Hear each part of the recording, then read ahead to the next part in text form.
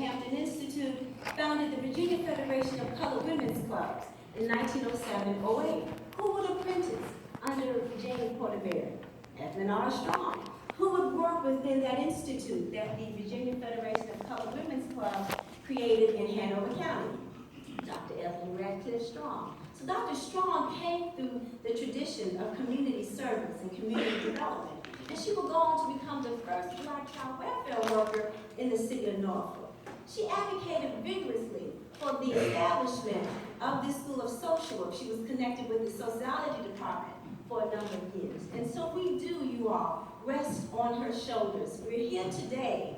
We are a school. We are social workers because of Dr. Evelyn Radcliffe Strong. So I just wanted to make sure that we were clear about our legacy, that we rest on the shoulders of this great and powerful woman who was active in her church. She was active in the Link. She was a member of Delta Sigma Theta. I see you. I need to give a shout out to the Delta. Who's Dr. Lane? I had to give a shout out to, oh, that's right. I give a shout out to the Deltas. And I just would like to take a moment of silence and thank God for her memory.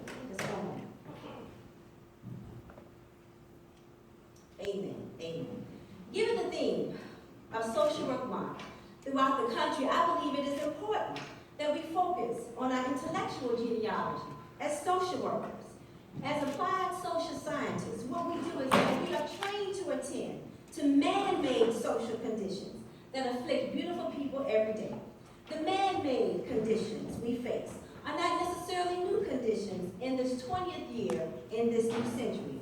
Yet our intellectual and research-based responses must be founded on an intellectual genealogy that we inherit when we choose to be trained in this noble profession. Our intellectual genealogy emerged out of communities that found themselves grappling with realities that underscored suffering, that underscored poverty and marginalization to meet the needs of its own people. In the 1700s and 1800s, emancipated Black people who knew that cities and municipalities ignored them, segregated them, disregarded their humanity, were undeterred from loving one another and forming institutions to develop people. Their first acts of self-determination were to found communities, churches, get married, create schools and institutions for the community for members who were in need of engagement.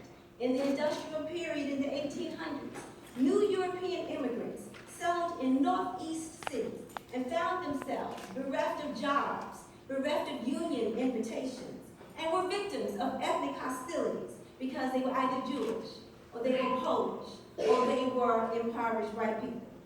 And they began to engage in charity work to assist vulnerable people, as communities often did, and expanded and developed appropriate theories to explain human conditions and, more importantly, capitalistic racist structures and enterprises that regulated, controlled, and repressed certain groups of people, which became a part of our intellectual tradition. Moreover, realistic application of this knowledge for best practices and innovations, while challenging social policy that serves as a major barrier to economic advancement of groups of people, is an additional aspect of our intellectual genealogy that we have inherited as who? Social workers. So the question becomes for us, who are we in this noble work? Are we willing to fulfill our duty, or are we willing to betray it? Civil rights leader Mrs. Coretta Scott King told us that freedom is not really won. You earn it and win it at every generation. So we don't rest on when we earn the degree. In fact, our training ground as students is where we learn that the magnitude of our training is based upon an intellectual understanding that change isn't going to happen overnight, and we don't prepare ourselves to walk in a society just to take a job. We prepare ourselves to walk into a society because we know that there are certain groups of people that society cares nothing for, that society believes those groups of people don't matter, who they think are not contributory and are not important in this tapestry of the so-called American dream. So that's why we are who? Social workers. You all are so slow this morning. You all will have to pick it up. We are who? Social workers. Social workers, according to our Social Work Grand Challenge platform. Social work has been an interdisciplinary profession. Its intellectual bases have drawn from public finance, social psychology, urban sociology, women's studies,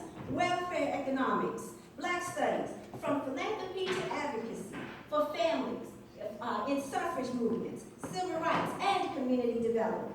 So to understand social work is to understand the discovery of innovative methods for addressing challenges at every level by designing, testing, and implementing programs and policies that promote human protection, dignity, and social justice. So when you decide to major in social work, you have decided to side with a constituent base that's been marginalized, impoverished, and powerless. You decided to side with the other. So how do we show ourselves as connected to earlier generations of social workers? What does our output look like? We like to study, we must study, and engage the past and the practice, policy, and research responses of those who have occupied this noble profession in order to maintain our focus on our own accountability to the communities we hail from and the communities we represent. We must cherish the ability and the freedom to read, the freedom to engage, how generations have maintained their promise to a 1968 manifest of NABSW, and that is to reconstruct systems to make them relevant to the needs of the community and pledge ourselves to do all we can do and to bring these things about. This is an intellectual genealogical statement. In fact, NASW indicates that we are reminded that we must always prioritize people over profit, people over policy, people over anything else, because who is important? People. We must value the foundational role of social workers in community charities, in fundraising, and philanthropy that stood in the gap of serving undeserved populations, vulnerable populations, when there were no state or federal programs, as articulated by NASW. More importantly, those earlier innovations and practices we developed have nothing to do with the social service industrial system, with its regulatory, oppressive, controlling policies and programs that are capitalistic, often inhumane, stigmatizing, and government-oriented. When we lean on our own genealogical foundation, we don't render ourselves outdated, indispensable, and unnecessary, because who are we? Social workers. Thank you, you got it now. You got it now. So, our grand challenge of social work articulates that social work has achieved its greatest triumphs at the nexus of science and social action, and that society can be studied and understood. Emphasis on application assumes that the combination of systemic knowledge and purposeful effort can lead to improvements in social conditions. Therefore, we emphasize inquiry, we emphasize innovation, we emphasize testing and application. Jerome Shirley, who's on faculty of Morgan State, was here with us at NSU, wrote that social work instructs us to focus on human transformation, systemic accountability, and human potentiality. Our grand challenge reminds us that the social matters. The social matters. You can't be a social worker and not like people, not love people, not want to be around people. You got to be social because the social matters.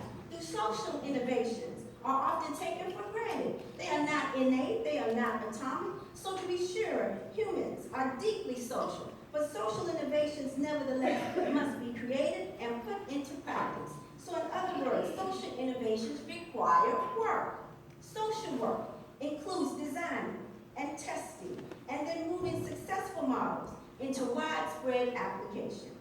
When we use statistics, we are studying what people require. Dr. Emily Fuhari instructed us that best practices and models are implications in the areas of power relations, organizational development, community organizing, community development, and should affect and influence what we do to address all social conditions, including culture, class, gender, and race. Our formal training in social work theories, methods, and techniques to create the best practice approaches and innovations and underscore sensible policies are what we advocate for and are foundational to who we are as Social workers. We have to reach the philosophies of peoplehood, of culture, and humanity to expand our thinking and ultimately our practice for societal transformation. I wrote in 2018, social workers should seek theories and frameworks that include the ugliness of systemic bigotry, inequality, and suffering, with outcomes for populations that are extremely segregated and economically, politically, and socially excluded. our compassion and empathy for those who have been so abused by systems and institutions should accompany our scientific method of practice for progress. In application, we respect self-determination and we respect confidentiality. We prioritize systemic change and transformation processes with human potentiality because we are who? Social workers. That's right. We see possibilities. We don't see barriers. We see strengths. We see causes. We join movements. And we don't focus on weaknesses. We value service. We value social justice. We value dignity and worth of all people. We value communities. We prioritize healthy personal relationships. In order to be the moral center in the professional relationships we engage in, we've got to be moral ourselves because we are who? So that's right. We create change and we have integrity, so we don't lie, we don't cheat, we don't manipulate, we don't control.